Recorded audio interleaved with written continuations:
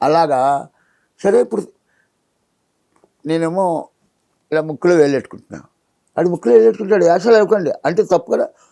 సరే వీళ్ళు ముక్కులో వేలెట్టుకుంటాను, వేషాలు వేయట్లే.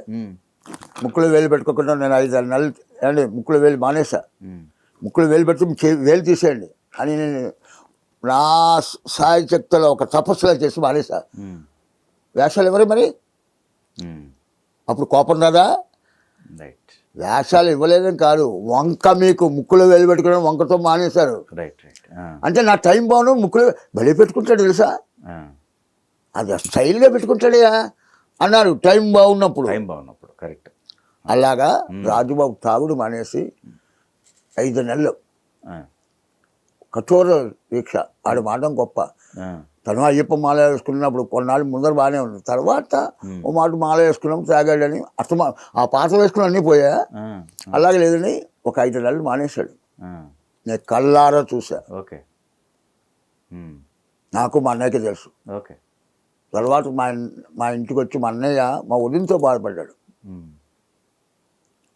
అలాగే 5 నెలలు మానేస్తే ఒకళ్ళ ఇంట్లో పుట్టినరోజు, ఒక పెద్ద డైరెక్టర్, అందరూ జనం వస్తారు కదా, ఆ డైరెక్టర్ ఫోకస్ పెట్టి అందరూ వస్తారు. అందరూ రకరకాలుగా గిఫ్ట్లు తెస్తారు, దండలు తెస్తారు, అన్నీ తెస్తారు. అన్నయ్య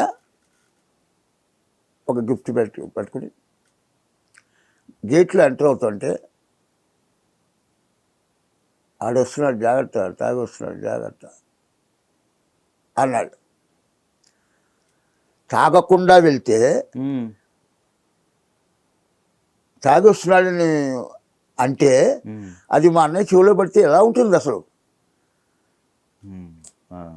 అమ్మా మీ అందరి కోసం నా సరదాని నా బాధని మింగుకోవడం తాగుడు మానేసి వస్తే తాగకుండా వెళ్తే తాగండి అంటున్నారే,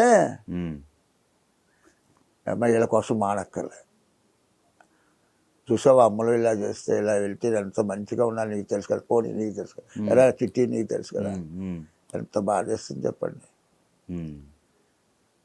మనం అదే దొంగతనం చేయకుండా దొంగ అంటే అప్పుడు అది ఏమవుతుంది? చచ్చిపోతాడు, లేకపోతే దొంగతనం చేయని వాడు కూడా దొంగతనం చేస్తాడు.